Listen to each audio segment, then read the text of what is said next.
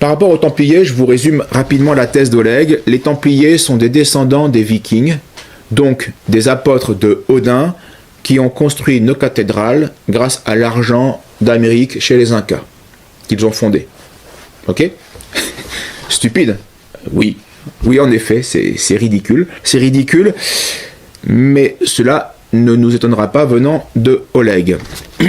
Avant de répondre à quelques questions légitimes, quelques repères sur les Templiers afin de mieux situer l'époque. Alors face à l'agressivité des musulmans et pour protéger les frontières tout autant que la vie des pèlerins chrétiens en Terre Sainte, au XIIe siècle, on va voir l'éclosion de plusieurs ordres religieux et militaires. Parmi ceux-là, l'ordre du Temple, ou encore appelé les Templiers. En plus des 3 vœux, propres à tous les religieux, pauvreté, chasteté, obéissance, les Templiers faisaient aussi le vœu de ne jamais reculer devant l'ennemi, ni de demander grâce s'ils étaient faits prisonniers. Ils vont constituer une armée permanente qui va faire des prodiges, une armée d'élite, qui font des prodiges à plus d'une bataille contre les musulmans. Leur bannière porte le nom de Beauséant, qui peut signifier qu'un Templier vaut 100 soldats. Beauséant, vaut 100. Et parce qu'ils étaient chevaliers. Et puis ils avaient pour devise une belle devise d'un psaume: non nobis domine, non nobis. Pas à nous, Seigneur, pas à nous la gloire, mais à vous.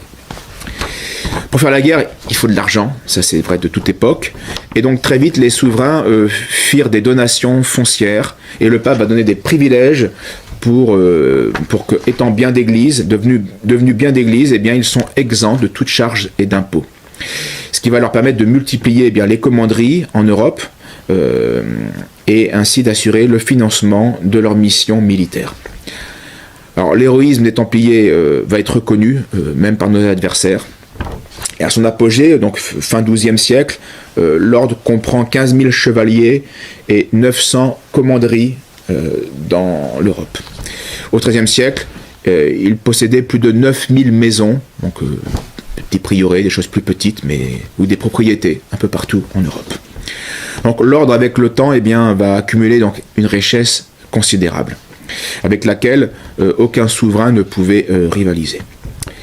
En plus de leur activité militaire, l'ordre se transforme aussi peu à peu, en parallèle, dans une puissance financière qui va effectuer des transactions, mais attention, sans but lucratif, c'est-à-dire qu'il n'y a pas d'usure.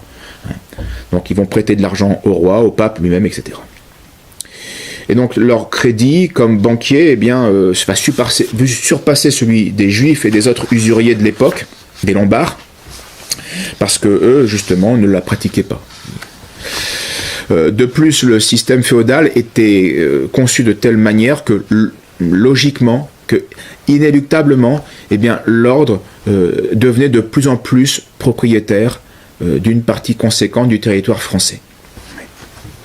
À cause des premières lois qui avaient été faites pour son financement. Et puis, arrivent les revers de la 7e croisade, 1248-1254, et ça va changer la destinée de l'ordre, puisque en perdant le dernier port chrétien en Terre Sainte, Saint-Jean d'Acre, à Cône, en 1291, il n'y a plus d'accès direct à la Terre Sainte, donc il n'y a plus de possibilité en fait de remplir leur mission sur les lieux saints.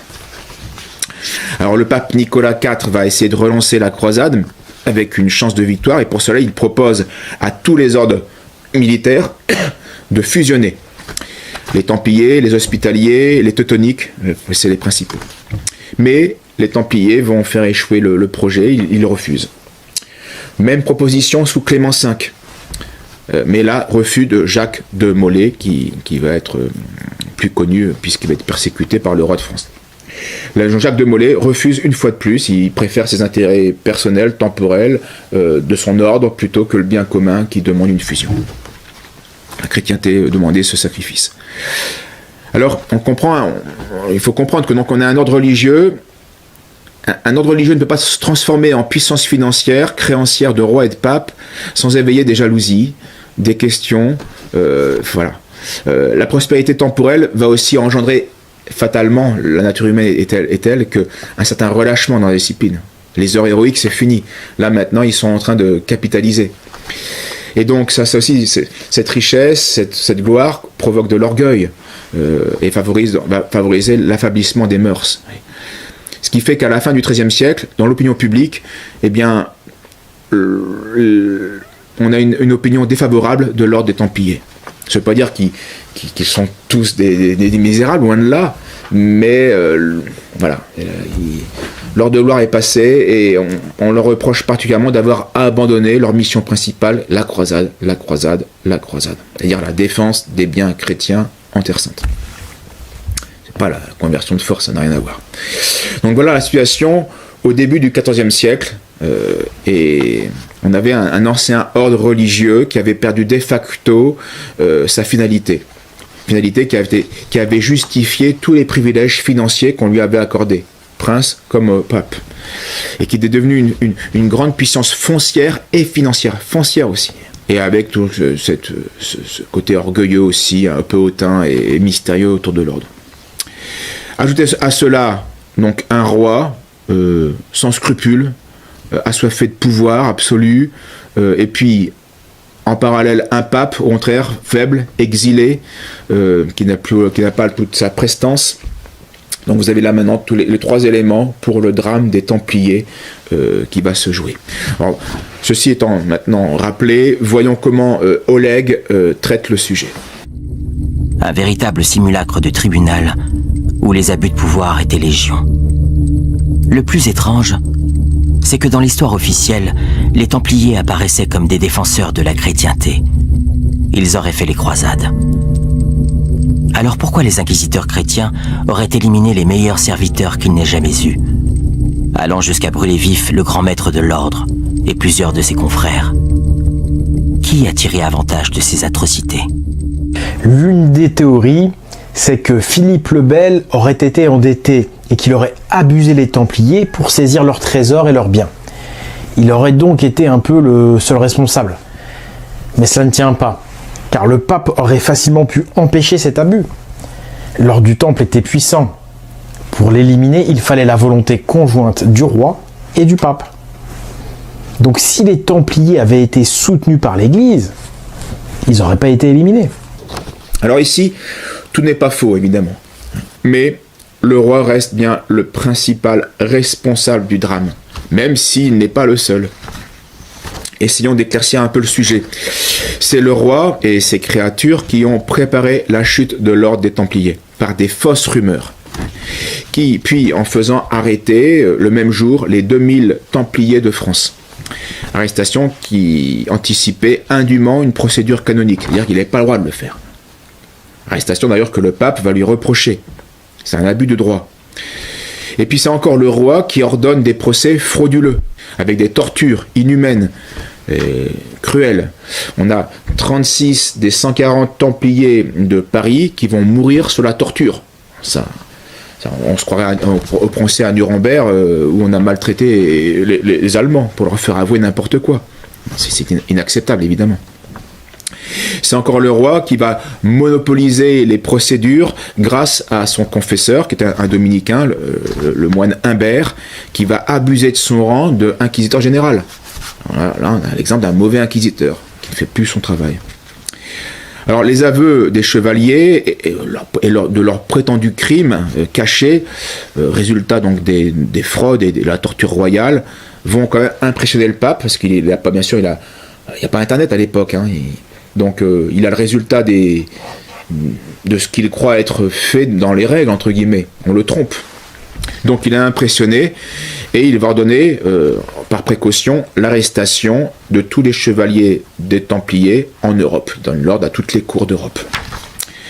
Puis après un temps de stupeur, le pape se ressaisit, il voit que là il y a des abus, et donc il proteste, il demande au roi que les chevaliers soient remis à son tribunal pontifical. Voilà. Donc un tribunal d'église, et non pas jugé par un tribunal royal. Donc il fallait qu'ils soient transférés dans des prisons d'église, ce qui existait à l'époque. Mais donc le pape résiste, insiste, et puis il va se laisser piéger par faiblesse par le roi qui continue à les garder dans des prisons royales.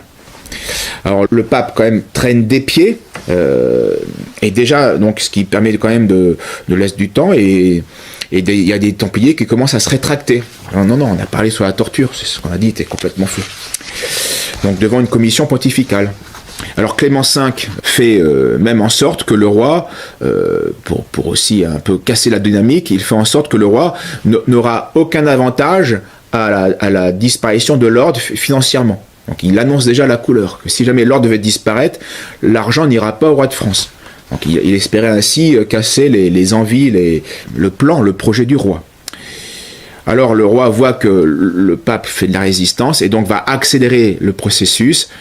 Et malheureusement, de concert avec l'archevêque de Sens, qui était le frère d'un ministre du roi, donc ils vont créer un simulacre de procès qui va finir par la condamnation à mort de 54 chevaliers. Alors le pape, ne voulant pas décider seul de l'affaire, qui est si grande et puis mal gérée, il va convoquer le concile de Vienne, entre autres, pour parler de ces problèmes-là, en 1312. Mais il faut bien dire, le pape est un exilé, il n'est plus le maître chez lui à Rome, hein, à cause de l'instabilité politique romaine. Donc il est en exil en terre d'Avignon, c'est-à-dire entouré du pouvoir royal français, à la merci de l'armée française. Et donc, facilement, l'armée française crée un climat de terreur sur ce sujet-là au Concile de Vienne. On a Nogaret, le fameux serviteur du roi, qui va lancer une campagne aussi calomnieuse en parallèle. On a déjà les médias de l'époque, hein, avec des campagnes d'opinion menaçantes contre Clément V. On laisse entendre au pape que s'il refuse de collaborer au procès des Templiers, eh bien on pourrait l'accuser et il pourrait être lui-même inquiété pour avoir favorisé l'hérésie, la supposée hérésie des Templiers. Alors le pape se sent faible, et un peu lâche, il faut le dire, hein, et il se sent à la merci du roi et accusé, inquiété d'être ainsi... il va, après plusieurs concessions et imprudences, le pape va s'incliner, et c'est là évidemment sa faute. Il a fauté prudemment, il a été imprudent et donc injuste. Il va donc laisser les officiers du roi interagir dans les procédures du concile de Vienne. Donc tout se finit par un vote du concile favorable au 4/5e à l'extinction de l'ordre. Alors le pape se résigne à dissoudre l'ordre du Temple, mais attention, une dernière résistance du pape, comme étant devenu de fait odieux au prince, donc inutile à l'Enterre Sainte, ça c'est factuel, c'est vrai, et donc par la bulle Vox in Excelso, il dissout l'ordre, mais par voie de provision et non de condamnation. Donc l'ordre n'est pas condamné, il est éteint, parce qu'il ne peut plus rendre ce service à la chrétienté. Donc supprimé, pas condamné. Alors l'ordre avait été de fait trop diffamé, et puis on l'avait vu perdu sa raison militaire, donc il ne pouvait pas rendre, vu les circonstances, pouvait justifier un tel acte. Et puis ailleurs, hors de France, où il n'y a pas le Philippe le Bel qui met la pagaille, les Templiers en général ne seront pas condamnés, mais simplement transférés dans d'autres ordres militaires. Donc ce ne fut ensuite que le 22 décembre 1313, donc un an après le concile de Vienne, que Clément V délègue tous les pouvoirs à 3 cardinaux pour juger les dignitaires de l'ordre. Qu'est-ce qu'on fait d'eux ? Coupable, pas coupable, qu'est-ce qu'on fait d'eux ? Et pour une sentence définitive qui va être donnée qu'encore un an plus tard, et quand les choses traînent. Et elle condamnait en fait les chefs de l'ordre à la prison perpétuelle. Il ne faut pas oublier qu'ils avaient quand même avoué, sur la torture, donc faussement, mais avoué des choses innommables. Alors là, dans un élan de sincérité, les chefs, donc Jacques de Molay en tête et Geoffroy de Charnay, vont retrouver le courage qu'ils auraient dû avoir, mais c'est plus facile à dire à faire que lorsque vous êtes torturé, et ils vont dire la vérité. Non, nous sommes innocents et nous sommes coupables d'avoir honteusement trahi notre ordre pour sauver notre vie. L'ordre est pur, il est saint, et les accusations sont absurdes, nos confessions menteuses. Voilà. Alors l'incident est imprévu, trouble les cardinaux, donc ça va enclencher, là, le roi sent que ça enclenchera quelque chose qui peut se retourner contre lui, donc les cardinaux ne veulent pas juger tout de suite, ils remettent leur décision au lendemain, et entre-temps, ils sont livrés au prévôt de Paris par le pouvoir royal, et qui va décréter une mort immédiate des 2 chevaliers comme relapse, comme ayant rechuté dans leur hérésie. Et donc ces malheureux vont expier héroïquement dans le feu. Voilà. Alors, la morale de l'histoire, c'est qu'il faut distinguer deux choses. Le procès et les abus de pouvoir, d'une part, qui sont injustifiables et qui sont des décisions qui sont injustifiables, et d'autre part, il faut distinguer la décision pontificale de supprimer l'ordre des Templiers, qui, elle, était légitime vu les circonstances. Et on voit bien, qui a fait brûler les deux pauvres supérieurs de l'ordre, c'est de manière abusive le roi, c'est pas le pouvoir pontifical. Ensuite, il découle des faits donc que le roi est bien le premier et le principal responsable. Mais le pape, évidemment, a sa part de responsabilité. Il n'a pas fait tout ce qu'il aurait dû faire. Il n'a pas œuvré vraiment à la connaissance de la vérité, à la justice. Il y a une faute, il y a une lâcheté évidente. Et il a accepté il s'est fait donc indirectement l'instrument, c'est vrai, de la cupidité, de la rancœur, de la haine jalouse de Philippe le Bel. Donc dans cette histoire, dans toute cette histoire, il n'y a pas de mystère. Il n'y a pas de mystère. Il y a simplement la rencontre des passions humaines, orgueil, lâcheté, faiblesse, etc. C'est fréquent malheureusement. On a un roi sans scrupules, on a un pape qui est faible, on a les Templiers qui ont préféré mentir pendant un temps et d'avouer des crimes, en avouant des crimes fictifs plutôt que de mourir pour la vérité. Et puis on a la lâcheté, la servilité de quantité de serviteurs des grands. Et ça, c'est une triste histoire qui se reproduira bien des fois, de bien des manières, dans l'histoire des hommes. Les hommes sont des pécheurs, qu'on soit roi ou pape, et rares sont ceux qui vivent comme des saints. Rares sont les hommes qui sont prêts à tout perdre pour la vérité. Regardez ce qui s'est passé avec l'imposture du Covid. Combien de gens, de journalistes, de médecins ont eu peur de la vérité, ont menti, c'est à tout niveau. C'est triste. Ouais. Donc voilà pourquoi l'Écriture nous dit que, de faire notre salut avec crainte et tremblement, parce que même si on a la foi, même si on est baptisé, on peut se damner en commettant des fautes très graves contre la justice ou contre la charité. Ouais. Mais passons à la suite et voyons le passage où Oleg donne vraiment là toute sa mesure de manipulateur et de falsificateur. Mais la preuve la plus radicale, c'est le sceau secret du temple. Ce sceau figure aux archives nationales. Il avait été saisi par Philippe le Bel lors de l'arrestation des Templiers. Le sceau comporte la mention « secret du temple ».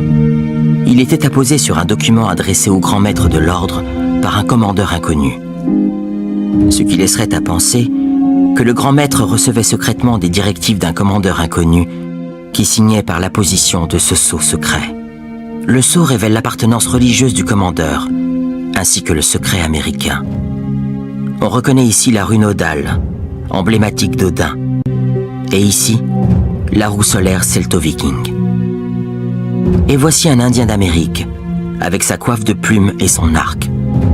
Ce sont bien les loges odiniennes de Normandie qui commandaient l'ordre des Templiers. Un ordre financé par l'argent de l'Amérique. Oleg nous montre ce dessin sans aucune référence. Il ne montre pas la photo de l'original, mais une gravure avec un grossier montage Photoshop pour y introduire 2 runes sans même prendre la peine d'uniformiser les arrière-fonds. Quand on cherche le vrai sceau, on trouve cela, avec les références moulage du sceau du secret du maître de France, 1959, Paris, Archives nationales et les cotes. Et là où cela devient vraiment tragicomique, c'est quand Oleg veut nous faire voir un Indien alors qu'il s'agit d'un abraxas. Un abraxas, c'est une représentation gnostique issue de l'Égypte. Le dictionnaire d'archéologie et de liturgie chrétienne donne de nombreuses représentations de cet être mythique avec sa tête de coq et des serpents à la place des pieds et un fouet à la main. Les écrits des pères de l'Église parlent souvent, plusieurs fois en tout cas, de ce symbole gnostique. Tertullien par exemple, au IIe siècle en parle, et Saint Jérôme au IVe et Ve siècle en parle.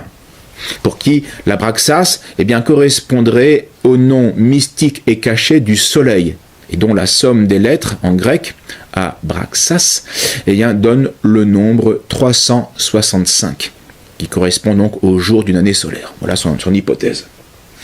Donc tout cela n'a absolument rien à voir avec les Indiens d'Amérique du XIIe siècle. Quand il fut pris, parce que je ne suis pas le seul à avoir vu l'imposture de Oleg, hein, loin de là, quand il fut pris la main dans le sac, Oleg, au lieu d'avouer sa supercherie, en rajoute une couche, en criant au scandale et au crime. Sur son blog, il affirme qu'on a fait disparaître la preuve et il conclut, en bon autiste qu'il est, que cela fait les affaires de l'Église catholique et de tous ceux qui veulent cacher la véritable histoire odinique de l'Occident. Alors Oleg délire de la même manière sur d'autres sceaux du temple. Là où on voit un temple stylisé, eh bien il voit les 3 triangles d'Odin. Là où on voit 2 chevaliers sur un cheval, rappelant les débuts des fondateurs, hein, qui étaient de pauvres chevaliers au point de devoir partager un même cheval, eh bien Oleg, lui, voit le cheval mythique à 8 pattes, etc. etc. Mais passons à la suite, et sinon on ne finira jamais. Voici l'autre sceau secret des Templiers, celui du grand maître. On voit qu'il contient 3 triangles. Or, ces 3 triangles sont l'emblème du dieu Odin. Ces 3 triangles sont souvent représentés de façon stylisée en nœud, ce que l'on appelle un Valknut. Alors là, c'est pathétique. Mais si le million de personnes qui le regardent gobent toutes les âneries et toutes les insanités qu'il nous sert, alors c'est encore plus pathétique. Là. C'est déprimant. Si 1 million de personnes gobent ça. À la suite. Mais d'après mon spécialiste, je serais tellement atteint que normalement, bien, je ne devrais pas avoir de mal à faire des progrès. Donc, face à ce constat, somme toute encourageant, je suis resté pensif. Pensif, mais bête. J'ai réfléchi, les abrutis réfléchissent énormément. Tout simplement parce que leur rendement est faible. Je vous laisse le temps d'y réfléchir. En fait, j'étais extrêmement prétentieux. Je me prenais carrément pour un médiocre, alors que j'étais nul. Maintenant, si intellectuellement je peux peu, bien je vis heureux dans l'éternelle et la perpétuelle béatitude de l'abruti. Alors lui, on l'aime pas, il se croit sorti tout droit de la cuisse de Jupiter. Avec son air austère, il se croit intéressant, il faut qu'il parle tout le temps. Il a des idées sur tout, il sait surtout nous bourrer tout. Oh, oh, oh, il a tout vu, tout lu, tout entendu. Il est tellement instruit que plus personne comprend ce qu'il a tout vu, tout lu, tout entendu. Il a même dit qu'il n'y avait pas plus mauvais